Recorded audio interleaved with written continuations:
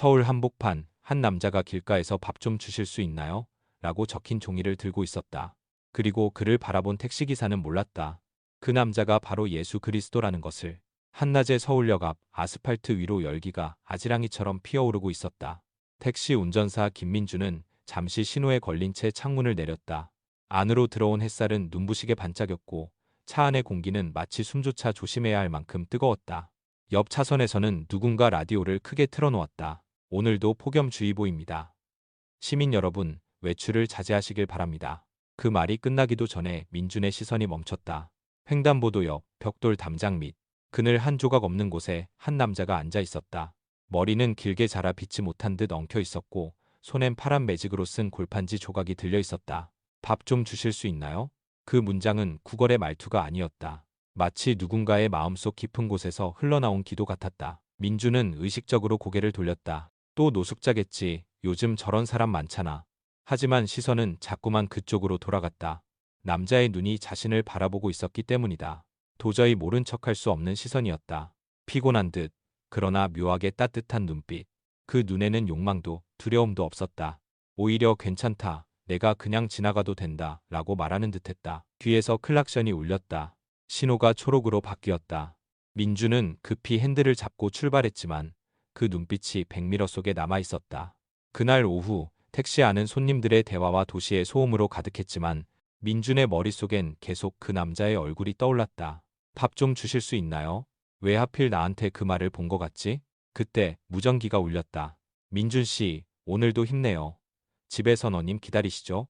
동료의 농담이 들려왔지만 민준은 웃지 못했다. 그의 마음은 묘하게 무거웠다. 밤이 되자 서울역에 네온 사인이 켜졌다. 민준은 차를 세우고 내렸다. 하루 종일 운전한 몸이 뻐근했지만 발걸음은 저절로 그 골목으로 향했다. 그곳에는 여전히 그 남자가 있었다. 가로등 불빛 아래 그는 여전히 같은 자세로 앉아 있었다. 민준이 다가가자 남자가 고개를 들었다. 오늘은 많이 태웠나요, 기사님? 그의 목소리는 부드러웠고 한 단어 한 단어가 바람처럼 가벼웠다. 민준은 놀란 표정으로 물었다. 내가 택시기사인 걸 어떻게 알았죠? 남자는 미소를 지었다. 당신은 차 안에서도 세상을 보고 있더군요. 하지만 오늘은 세상이 당신을 먼저 본 거예요. 그 순간 민준의 등골을 타고 이상한 전율이 흘렀다. 그의 이름도 직업도 마음속 공허함까지. 모르는 사람이 어쩌면 그렇게 정확히 말할 수 있을까? 이름이 뭐예요? 예수입니다. 민준은 잠시 얼어붙었다. 그러나 그 남자는 조용히 덧붙였다. 그 이름이 낯설게 들려도 괜찮아요. 오늘은 내가 아니라 당신이 배워야 할 날이니까요. 가로등 불빛 아래 예수의 얼굴은 도시의 소음 속에서도 이상하게 평화로웠다. 그리고 그날 밤 민준의 마음 어딘가에 처음으로 조용한 기도가 피어올랐다. 서울역 인근 도로를 따라 달리는 택시 안 김민준은 백미러 속에 남은 그 남자의 얼굴을 몇 번이나 떠올렸다. 예수, 그 사람은 도대체 뭐지? 단순한 노숙인 같지도 완전히 미친 사람 같지도 않았다. 그 눈빛은 이상하게 차분했고 마치 오래된 기억을 건드린 듯 낯설게 따뜻했다. 기사님, 여기요. 뒷좌석 손님의 목소리에 그는 정신을 차렸다. 요금계를 누르고 내비를 켰다. 하지만 운전석 앞 대시보드 위에는 계속 그 문장이 맴돌았다. 밥 좀 주실 수 있나요? 하루 종일 손님을 태우고 내려주었지만 아무 말도 귀에 들어오지 않았다. 도시의 소음은 배경음처럼 멀게 느껴졌고 그의 생각은 하나의 방향으로 향하고 있었다. 퇴근 무렵 그는 차를 잠시 세웠다. 눈앞에 편의점 간판이 희미하게 반짝였다. 손에는 어느새 작은 김밥과 생수 한 병이 들려 있었다. 나도 참, 왜 이러지? 스스로 중얼거리며 그는 다시 그 길로 향했다. 서울역 5번 출구 근처 그 남자가 앉아있던 자리. 그는 여전히 거기에 있었다. 마치 한 발짝도 움직이지 않은 듯했다. 노을빛이 그의 어깨에 내려앉고 사람들은 아무렇지 않게 그 옆을 지나갔다. 민준이 다가서자 남자가 고개를 들었다. 오늘은 덜 더웠죠? 조금요. 이거 김밥이에요. 그리고 물. 민준은 괜히 쑥스러운 듯 봉지를 내밀었다. 남자는 미소를 지으며 받았다. 이건 세상에서 제일 따뜻한 밥이네요. 김밥이요? 냉장고에서 꺼낸 건데. 손으로 건네는 건 온도가 다르죠. 그 말에 민준은 잠시 멈칫했다. 그의 말투는 노숙인이라기보단 마치 오래된 친구가 삶의 비밀을 나누는 듯했다. 남자는 조용히 김밥을 먹기 시작했다. 한 입, 한 입, 천천히. 그 모습이 이상하게 경건해 보였다. 민주는 묻고 싶은 게 많았지만 입이 떨어지지 않았다. 왜 여기 계세요? 드디어 그가 물었다. 남자는 씹던 김밥을 삼키고 물을 한 모금 마신 뒤 말했다. 때로는 모든 걸 잃어야 진짜 필요한 걸 보게 되죠. 민주는 고개를 갸웃했다. 잃는다고요? 직장, 집, 이름, 그리고 사랑. 그 모든 게 사라졌을 때야 사람들은 비로소 배고픔이 뭔지 알게 돼요. 바람이 스쳤다. 가로등이 켜지기 전에 하늘은 붉게 물들어 있었고 도시의 냄새 매연과 구운 고기 그리고 낡은 시멘트가 뒤섞여 있었다. 그 풍경 속에서 그 남자의 말이 묘하게 또렷하게 들렸다. 당신은 잃은 게 있나요, 기사님? 그냥 요즘 좀 힘들어요. 가족이 있는데 이상하게 혼자인 것 같아요. 민주는 자신도 모르게 솔직해졌다. 남자는 미소를 지었다. 그건 잃은 게 아니라 아직 찾는 중이에요. 그 순간 두 사람 사이에 묘한 침묵이 흘렀다. 지나가는 행인들이 흘기 쳐다봤지만 아무도 말을 걸지 않았다. 그들은 서울의 한복판에서 세상과 다른 속도로 앉아 있었다. 잠시 후 남자가 말했다. 오늘은 고맙습니다. 내일도 길 위에서 보겠죠. 민준이 고개를 끄덕이자 남자가 덧붙였다. 내일은 내가 드릴게요. 뭘요? 대답이요. 민주는 그 말의 의미를 이해하지 못했다. 그저 김밥 봉지를 든 손이 떨렸다. 대답이라니. 내가 묻지도 않았는데. 그날 밤 그는 택시를 몰고 집으로 향했다. 아내 박지원은 이미 잠들어 있었고 식탁 위엔 식지 않은 된장국 냄새가 남아 있었다. 그는 조용히 의자에 앉아 창밖을 바라봤다. 서울의 불빛이 흐릿하게 번졌다. 그리고 이상하게 가슴 한가운데서 잔잔한 무언가가 움직였다. 다음 날 새벽 그는 평소보다 일찍 차를 몰고 나왔다. 트렁크엔 또다시 김밥과 물 한 병이 있었다. 이번엔 누가 시킨 게 아니었다. 그저 마음이 그렇게 움직였을 뿐이다. 그는 속으로 중얼거렸다. 이게 미친 짓이면 그래도 한 번은 해볼 만하지. 그날부터 그의 하루는 조금씩 달라지기 시작했다. 일 위에서 김밥 하나가 만든 변화는 아직 아무도 몰랐지만 누군가는 이미 알고 있었다. 그 이름은 예수 그리스도. 밤새도록 잠이 오지 않았다. 김민주는 천장을 바라보며 그 남자의 말을 되새겼다. 잃은 게 아니라 아직 찾는 중이에요. 그 문장이 계속 귓가에 맴돌았다. 그는 자신이 무엇을 잃고 있었는지, 무엇을 찾고 싶은지조차 몰랐다. 새벽 5시 알람이 울리기도 전에 그는 일어나 조용히 부엌으로 갔다. 냉장고 문을 열고 전날 밤 사온 김밥 두 줄을 꺼냈다. 아내 박지원이 깰까봐 숨소리조차 죽였다. 그는 그 김밥을 비닐봉지에 넣고 가방 깊숙이 숨겼다. 마치 죄를 짓는 사람처럼 손끝이 떨렸다. 출근길 아이들 방에서 들려오는 두 아이의 목소리가 문틈 사이로 스쳤다. 아빠, 요즘 새벽마다 나가. 일이 많아서 그런가 봐. 그 말이 가슴을 찔렀다. 택시를 몰며 그는 스스로에게 변명했다. 그냥 밥 하나 주는 게 뭐 어때서 나쁜 일 하는 것도 아닌데. 하지만 어딘가에서 작은 죄책감이 고개를 들고 있었다. 그는 다시 서울역으로 향했다. 그곳에서 예수는 여전히 같은 자리에 있었다. 오늘은 바람이 불어 머리카락이 얼굴을 가리고 있었지만 눈빛은 변함없었다. 또 왔군요, 기사님. 그냥 어제 남은 게 있어서요. 민주는 조심스럽게 김밥 봉지를 내밀었다. 어제보다 더 맛있을 거예요. 사람의 마음도 그렇게 자라면 좋겠네요. 예수는 미소를 지었다. 그 말에 민주는 알 수 없는 위로를 느꼈다. 그날 저녁 집으로 돌아온 민주는 평소보다 늦었다. 문을 열자마자 주방 불빛 아래 박지원이 앉아 있었다. 식탁 위에는 익숙한 비닐봉지 하나. 그 안에는 김밥이 있었다. 이거 뭐야? 지원의 목소리는 낮고 차가웠다. 민주는 순간 숨이 멎었다. 그냥 점심 남은 거야. 점심이 왜 가방 안에서 하루 종일 있었어? 그녀의 눈빛은 이미 알고 있었다. 혹시 또 그 사람이야? 민주는 대답하지 못했다. 그녀는 한숨을 내쉬며 자리에서 일어났다. 우리 형편 알잖아. 애들 학원비, 전세 대출, 당신 허리 치료비까지. 그런데 남을 도와? 그것도 거리의 노숙자? 그 사람은 그냥 노숙자가 아니야. 민준의 목소리가 떨렸다. 그 눈을 보면 뭔가 달라. 진심이 느껴져. 진심? 지원이 비웃듯 말했다. 당신 진심으로 우리 가족 먼저 생각해 본 적 있어? 나는 매일 카드 명세서랑 싸우는데 당신은 낯선 남자한테 김밥을 싸들고 다녀? 그 말에 민주는 고개를 숙였다. 말로 이길 수 없다는 걸 알고 있었다. 그러나 마음속 어딘가에서 틀리지 않았다는 목소리가 들렸다. 지원아, 그 사람을 보면 그냥 나 같아 보여. 뭐라고? 겉으론 멀쩡하지만 속은 무너지고 있는 사람. 웃지만 외로운 사람. 지원의 얼굴이 일그러졌다. 그래서 그 남자한테서 당신을 본다고? 그럼 우린 뭐야? 당신 가족은? 거실 공기가 한순간 얼어붙었다. 아이는 방에서 살짝 문을 열고 두 사람을 지켜봤다. 서연은 엄마의 눈물이 떨어지는 걸 보았다. 아무 말도 하지 못했다. 민주는 조용히 말했다. 난 그냥 누군가를 도와주고 싶었어. 그게 문제야. 지원이 소리쳤다. 당신은 늘 남을 도와주고 싶어 하잖아. 정작 우리한텐 마음의 여유 하나 주지 않으면서. 그녀의 눈에 분노와 슬픔이 뒤섞여 있었다. 잠시 후 그녀는 한마디를 남기고 방으로 들어갔다. 그 사람 다시 만나면 우리 사이 끝이야. 문이 닫히자 집안엔 시계초침 소리만 남았다. 민주는 거실 한가운데 서 있었다. 그의 손에는 아직 따뜻한 김밥 봉지가 쥐어져 있었다. 그는 그 자리에서 한참을 움직이지 못했다. 창문 밖으로는 비가 내리고 있었다. 유리창에 비친 자신의 모습은 낯설고 초라했다. 도대체 나는 뭘 하고 있는 거지? 그때 핸드폰 화면이 깜빡였다. 택시 동료 정석이 보낸 메시지였다. 형, 오늘 서울역 앞에서 그 남자 또 봤대. 이상하게 웃으면서 하늘을 보더라. 민주는 조용히 핸드폰을 내려놓았다. 심장이 천천히 두근거렸다. 그는 알고 있었다. 내일도 그를 보러 갈 거라는 것을. 그건 미련이 아니었다. 어쩌면 신이 던진 질문에 대한 대답을 찾는 길일지도 몰랐다. 비가 그친 다음 날 공기는 유난히 차가웠다.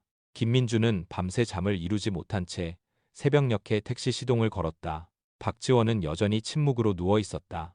그녀는 남편을 향해 등을 돌린 채 조용히 말했다. 오늘은 그냥 일이나 하러 가.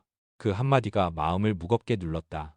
서울역으로 향하는 길, 차창 밖에는 이른 출근길 사람들이 빠르게 움직이고 있었다. 모두가 어딘가를 향해 걷고 있지만 그 누구도 서로를 보지 않았다. 민주는 신호에 걸리자 창밖으로 고개를 돌렸다. 그 자리, 어제까지 예수가 앉아 있던 그곳이 보였다. 텅 비어 있었다. 벽에는 젖은 자국만 남았고 골판지 상자와 종이컵 하나가 바람에 굴러다녔다. 그는 차를 급히 갓길에 세우고 내렸다. 주변을 둘러봤지만 그 어디에도 그 남자의 흔적은 없었다. 혹시 여기 앉아 있던 분 못 봤어요? 길모퉁이에서 호두과자를 팔던 노점상이 대답했다. 아, 그분요? 새벽쯤에 일어나더니 종이 하나 놓고 갔어요. 종이요? 어디에요? 거기 벽 밑에 있었는데 바람에 날렸는지 몰라요. 민주는 주변을 샅샅이 뒤졌다. 젖은 전단지 사이에서 파란 매직 글씨가 보였다. 종이 한 장 구겨지고 물에 번진 글씨. 그는 조심스레 펼쳤다. 때론 사라짐이 깨달음의 시작이다. 노이 KH, 스비엠머친의 이치라 KH 이더고에스 TNH 특. 글씨체는 분명 예수의 것이었다. 민주는 종이를 두 손으로 꼭 쥐었다. 어쩐지 그 한 문장이 마음속에서 울렸다. 사라짐이 깨달음이라니. 그는 주변을 계속 헤맸다. 지하도 입구, 버스 정류장, 공중화장실 앞까지. 하지만 그 어디에도 예수는 없었다. 마치 처음부터 존재하지 않았던 사람처럼. 그 시각 집에서는 박지원이 홀로 부엌에 앉아 있었다. 테이블 위엔 식지 않은 국 한 그릇.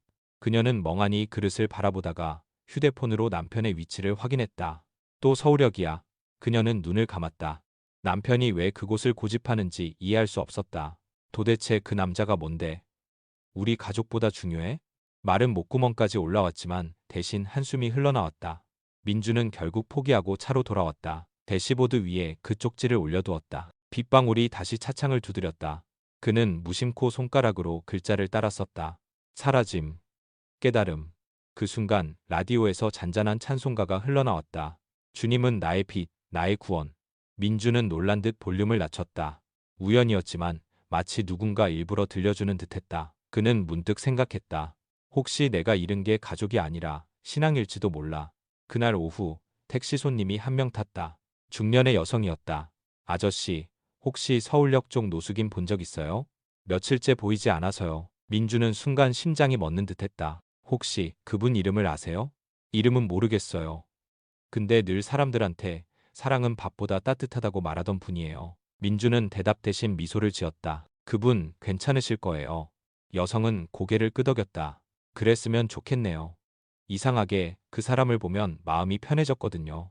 손님이 내리고 나서 민주는 조용히 창밖을 바라봤다. 거리에는 비 냄새와 함께 봄의 냄새가 섞여 있었다. 무언가가 끝난 것 같으면서도 동시에 새로 시작되는 느낌. 그는 다시 그 쪽지를 꺼내 들었다. 글씨는 이미 젖어 번져 있었지만 문장 하나만은 또렷했다. 깨달음의 시작. 밤이 되자 그는 집으로 돌아왔다. 불이 꺼진 거실, 식탁 위에는 접힌 편지 한 장이 놓여 있었다. 지원이 남긴 것이었다. 당신이 무얼 찾고 있는지 모르겠지만 부디 잃지 않길 바라요. 우리도 함께 찾을 수 있게. 민주는 그 편지를 읽으며 미소를 지었다. 그는 천천히 예수의 쪽지를 그 옆에 포개어 두었다. 두 장의 종이 서로 다른 손글씨가 한자리에 있었다. 하나는 사람의 걱정, 하나는 신의 속삭임처럼 느껴졌다. 그날 밤 그는 오랜만에 기도했다. 소리내지 않고 마음으로만. 예수님, 당신이 어디에 있든 제가 해야 할 일을 깨닫게 해주세요. 창밖엔 다시 비가 내리기 시작했다. 그 빗소리 사이로 누군가의 부드러운 목소리가 들리는 듯했다. 걱정 말아요. 사라짐은 끝이 아니라 시작이에요. 며칠 동안 김민주는 그 남자를 다시 보지 못했다.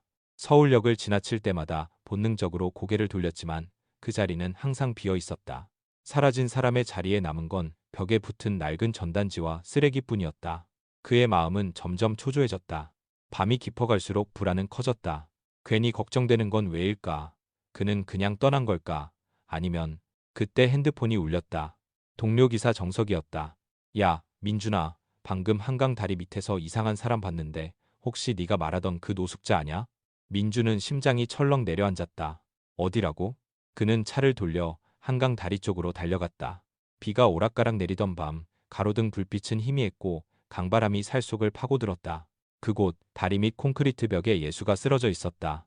몸은 젖어 있었고 입술은 새파랗게 질려 있었다. 예수님. 민준이 다가가 몸을 흔들었다. 남자의 눈이 간신히 떴다. 물.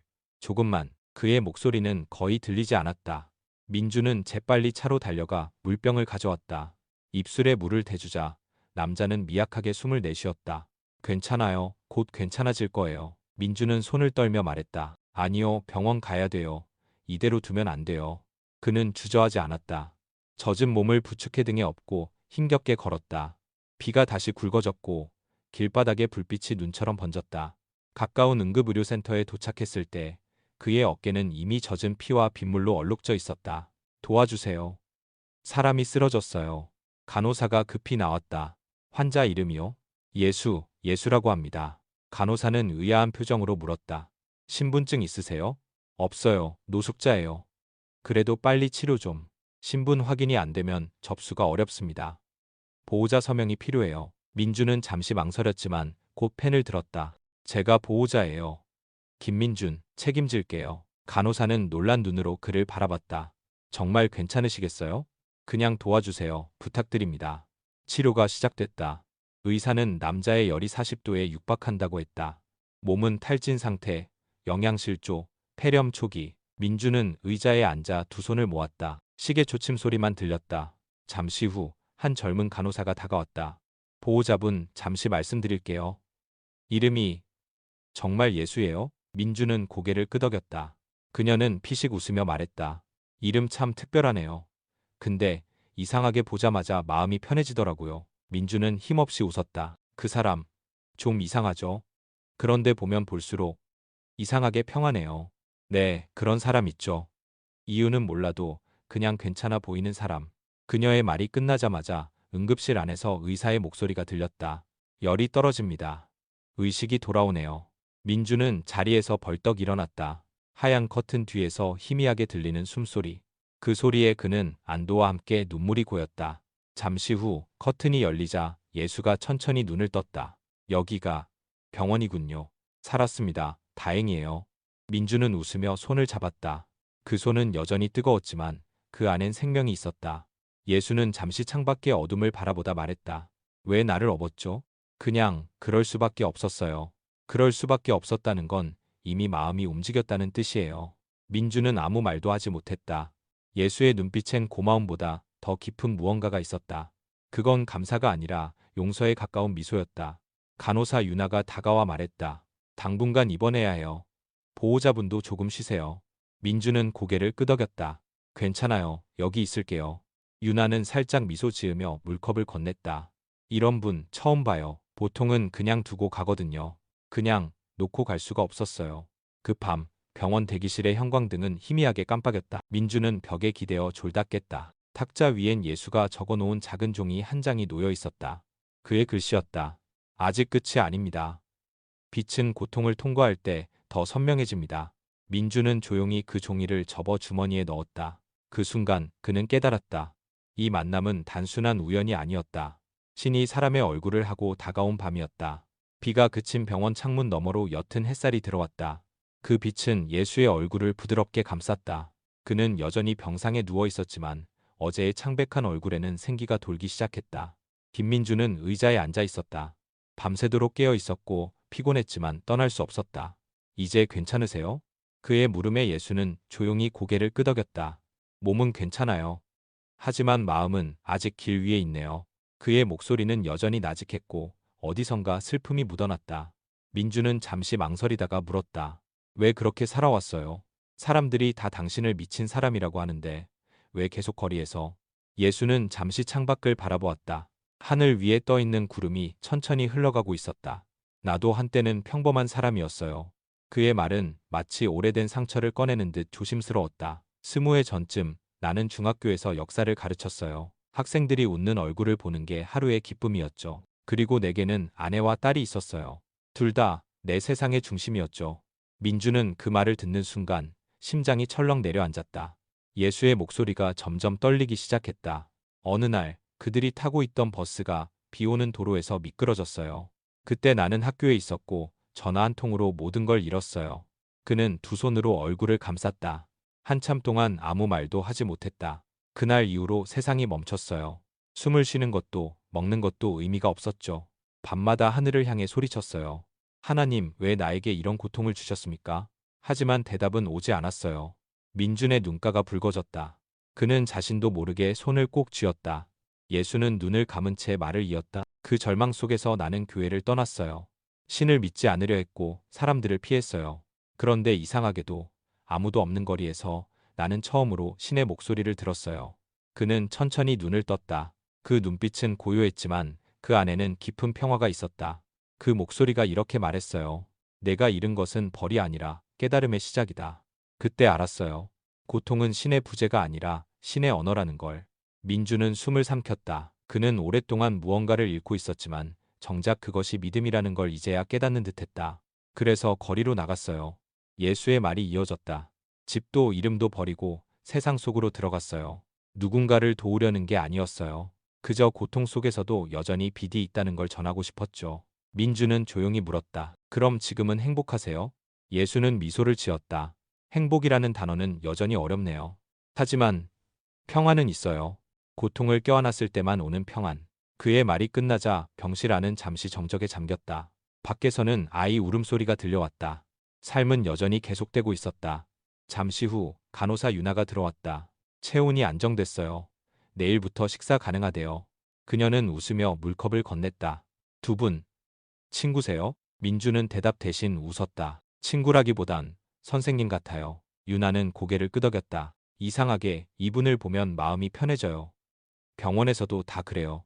예수는 조용히 말했다. 그건 제가 아니라 여러분 안에 있는 선함이에요. 그걸 느낄 수 있을 때 신은 더 가까워지죠. 그 말에 유나의 눈이 잠시 흔들렸다. 그녀는 조용히 고개를 숙였다. 민주는 그 모습을 보며 자신도 모르게 속삭였다. 나도 이제 조금 알 것 같아요. 신이 멀리 있는 게 아니라 사람 안에 있다는 걸. 예수는 미소를 지었다. 그렇죠. 신은 우리 곁에 있어요. 다만 우리가 너무 바빠서 보지 못할 뿐. 그날 밤 민주는 병원 복도에 홀로 앉아 있었다. 손에는 예수가 준 쪽지가 있었다. 빛은 고통을 통과할 때 더 선명해집니다. 그 문장을 손끝으로 다시 따랐으며 그는 조용히 중얼거렸다. 고통은 신의 침묵이 아니라 대화였구나. 창밖에는 도시의 불빛이 반짝였다. 그 불빛 사이로 누군가의 그림자가 천천히 사라졌다가 또 나타났다. 삶과 신앙, 절망과 구원, 그 경계는 그렇게 얇았다. 그리고 그 밤 민주는 오랫동안 잊고 있던 단어를 다시 떠올렸다. 기도. 봄비가 잦아들던 새벽, 병원 복도는 유난히 고요했다. 간호사들의 발소리도 멈춘 듯 시간조차 조용히 숨을 죽이고 있었다. 김민주는 대기실 의자에 앉아 잠시 눈을 붙이고 있었다. 며칠째 이어진 밤샘에 눈 밑엔 짙은 그림자가 내려앉아 있었다. 그 시각 병실 안에서는 예수가 천천히 몸을 일으켰다. 그의 얼굴은 한결 편안해 보였고 입가에는 잔잔한 미소가 떠올랐다. 그는 손등에 꽂힌 주사 바늘을 조심스럽게 빼고 창문 쪽으로 걸었다. 유리창 너머로 서울의 불빛이 별처럼 반짝였다. 그는 작게 속삭였다. 이제 가야 할 때가 되었군요. 탁자 위에는 민준이 사온 따뜻한 커피가 아직 식지 않은 채 놓여 있었다. 그 옆에 하얀 메모지가 한 장 있었다. 예수는 펜을 들어 천천히 무언가를 적기 시작했다. 글씨는 또박또박, 그러나 손끝은 약간 떨리고 있었다. 빛은 떠나는 자의 뒤에서도 머문다. 그는 마지막 마침표를 찍은 뒤 종이를 병상 위에 올려두었다. 그리고 병원 가운 대신 자신이 입고 온 낡은 외투를 걸쳤다. 주머니에 손을 넣자 민준이 건넸던 동전 하나가 손끝에 느껴졌다. 그는 잠시 웃었다. 이건 충분했어요. 문을 조용히 열고 나서자 새벽 공기가 병원 복도를 스며들었다. 간호사 유나가 근무 교대를 위해 복도를 걷던 중 누군가의 뒷모습을 보았다. 낡은 외투, 맨발에 가까운 신발, 그러나 걸음은 이상할 만큼 가벼웠다. 저기요, 환자분. 그녀가 부르자 남자는 잠시 멈춰섰지만 뒤돌지 않았다.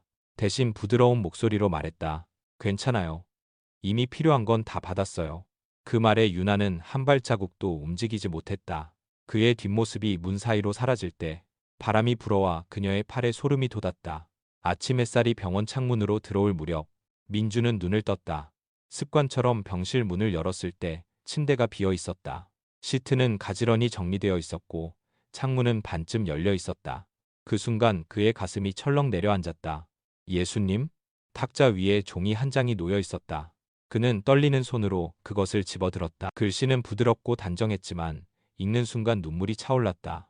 민준 씨, 이제 당신이 해야 할 길을 가세요. 빛은 기적이 아니라 나눔 속에 있습니다. 내가 떠나도 당신 곁엔 여전히 신이 머물 것입니다. 그리고 용서하세요. 자신을. 민주는 그 자리에서 한동안 움직이지 못했다. 눈앞이 흐려지고 종이가 손에서 떨어질 만큼 손이 떨렸다. 왜 이렇게 갑자기 아무 말도 없이. 목소리는 속삭임조차 되지 못하고 공중으로 흩어졌다. 간호사 유나가 다가왔다. 그분, 새벽에 나가셨어요. 걸어서요. 저도 붙잡으려 했는데 이상하게 그럴 수가 없었어요. 뭔가 보내야 할 사람 같았어요. 민주는 고개를 숙였다. 그분은 늘 그래요. 나타났다 사라지고 하지만 이상하게 남는 게 있어요. 유나는 조용히 고개를 끄덕였다. 그건 믿음이죠. 그날 오후 민주는 택시를 몰고 한강을 건넜다.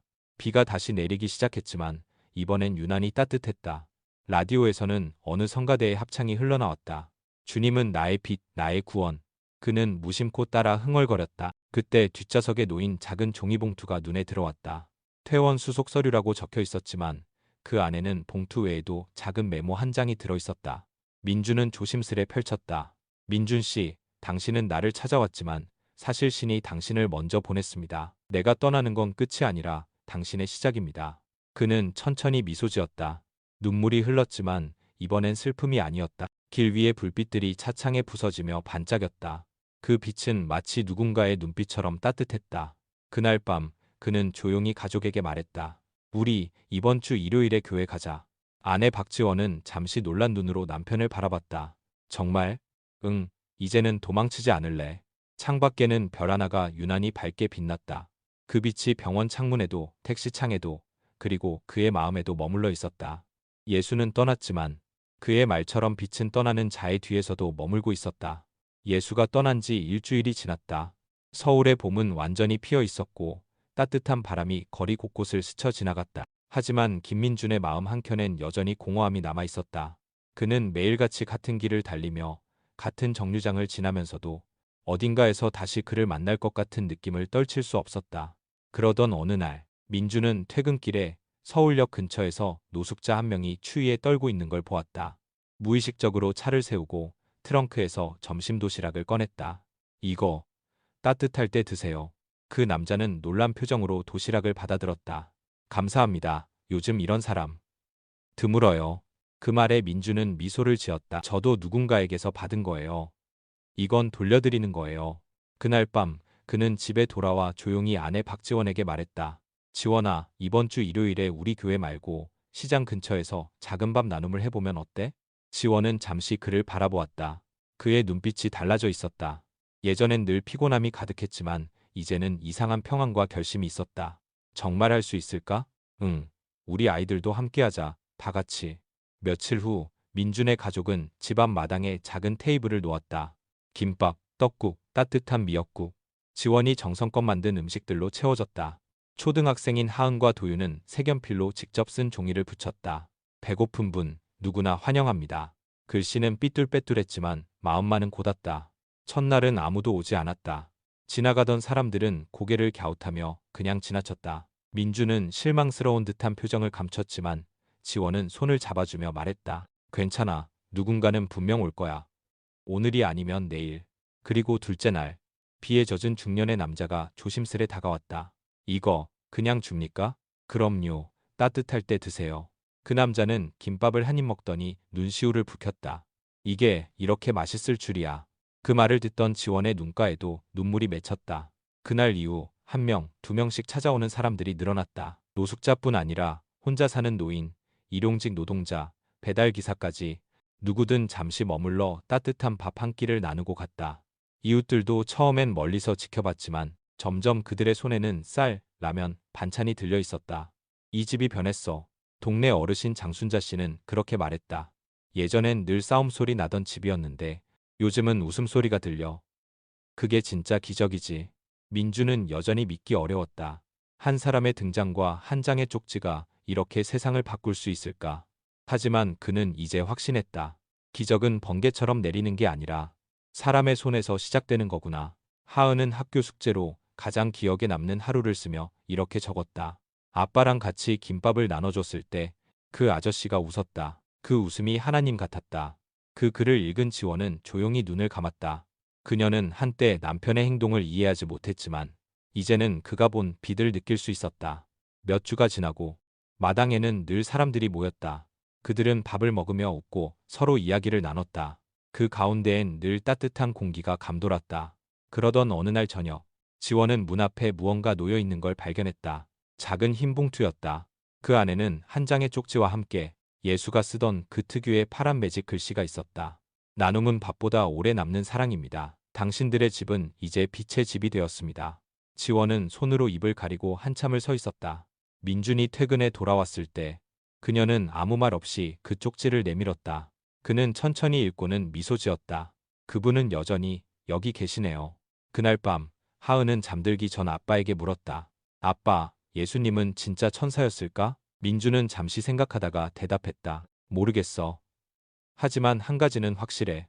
그분은 우리한테 사랑이 뭔지 알려주셨어. 창문 너머로 봄바람이 부드럽게 스며들었다. 작은 마당, 작은 식탁, 작은 김밥 한 줄. 그 모든 것이 누군가에겐 기적의 시작이었다. 초여름의 햇살이 따뜻하게 내리던 날, 김민준의 집 앞 마당은 또다시 사람들로 가득했다. 나눔의 식탁이라 불리는 이 작은 공간은 이젠 동네 사람들에게 익숙한 풍경이 되었다. 밥 냄새, 웃음소리, 아이들의 발걸음이 뒤섞여 그곳은 하나의 작은 기적의 장소처럼 느껴졌다. 그날도 박지원은 부엌에서 분주히 움직였다. 하은아, 접시 좀 더 가져다 줘. 네, 엄마. 10살짜리 하은은 재빠르게 달려와 접시를 들고 한 손으로 땀을 닦았다. 그녀의 얼굴엔 피곤보다 웃음이 가득했다. 식사를 나누러 온 사람들 중에는 매번 찾아오는 할머니도 있었고 하루 벌어 하루를 사는 청년도 있었다. 그리고 오늘은 새로운 얼굴이 있었다. 낡은 교복 차림의 소년 현우였다. 조심스레 다가와 의자 끝에 앉던 그는 고개를 푹 숙이고 있었다. 하은이 그를 보고 다가갔다. 오빠, 김밥 좋아해요? 소년은 고개를 들며 어색하게 웃었다. 근데 그냥 구경하러 온 거야. 그럼 구경만 하지 말고 먹어요. 공짜예요. 하은은 단단히 말하듯 김밥 한 줄을 그의 손에 쥐어줬다. 소녀는 잠시 머뭇거리다 한 입 베어 물었다. 그 순간 얼굴에 미묘한 감정이 스쳤다. 맛있다. 진짜 오랜만에 이런 밥 먹는다. 그 말에 하은은 눈을 반짝였다. 그럼 자주 와요. 우리 매주 일요일에 해요.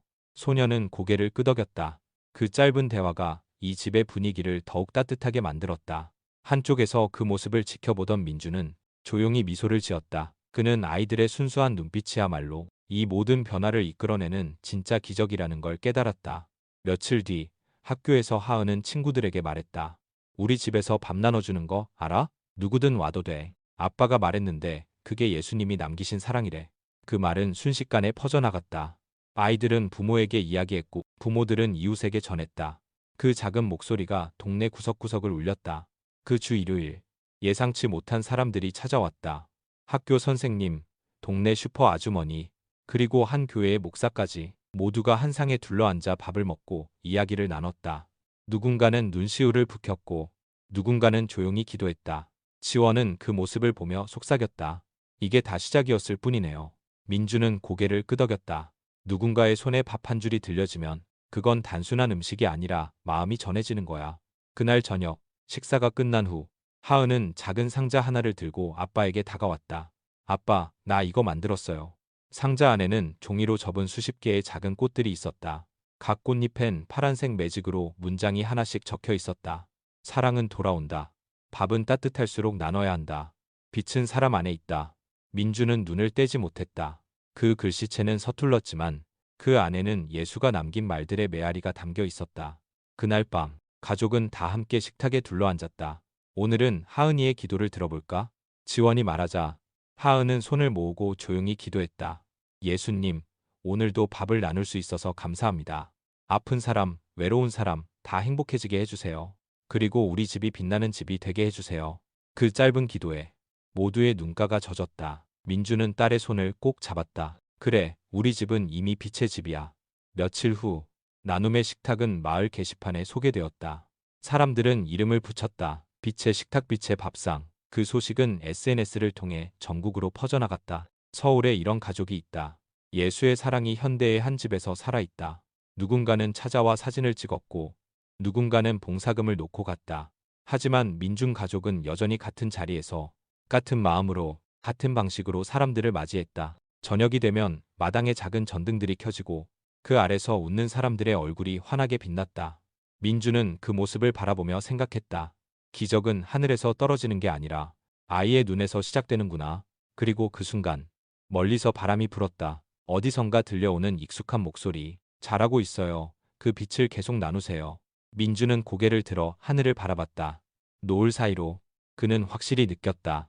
예수는 떠난 것이 아니라 이 모든 마음 안에서 여전히 살아있었다. 가을의 끝자락, 찬바람이 서울거리를 스치던 어느 일요일 아침, 빛의 식탁에는 또 한 번 사람들이 모였다. 김밥 냄새가 골목을 따라 퍼지고 마당 안에는 따뜻한 수증기가 피어올랐다. 그날은 특별했다. 나눔을 시작한 지 정확히 1년째 되는 날이었다. 김민주는 마당에 놓인 낡은 탁자를 닦으며 잠시 하늘을 올려다보았다. 푸른 하늘 위로 햇살이 교차하며 그의 눈동자 속에는 예전보다 훨씬 깊어진 평화가 담겨 있었다. 오늘은 조금 더 많이 준비했어요. 박지원이 말했다. 혹시라도 더 오는 사람이 있으면 좋겠네요. 그녀의 목소리는 여전히 부드러웠고 이젠 의심 대신 확신이 자리 잡고 있었다. 잠시 후 골목 끝에서 한 무리의 아이들이 달려왔다. 김밥 주세요. 그들의 웃음소리가 마당을 가득 채웠다. 그 뒤를 따라 마을 주민들도 하나둘 모여들었다. 서로 다른 얼굴, 서로 다른 사연.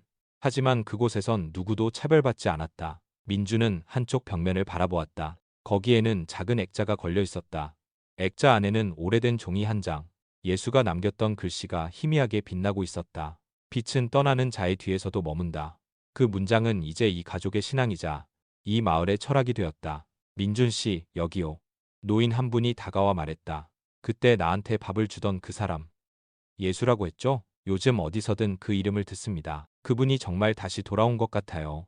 민주는 조용히 미소를 지었다. 그분은 원래 떠난 적이 없어요. 그 말에 노인은 고개를 끄덕였다. 그래요. 그분은 우리 안에 있네요. 그날 저녁, 해가 질 무렵, 민준의 딸 하은은 공책을 펼쳐 글을 쓰고 있었다. 예수님은 보이지 않지만 사람의 마음 안에서 빛나요. 아빠의 눈에도, 엄마의 손에도, 우리의 밥상에도.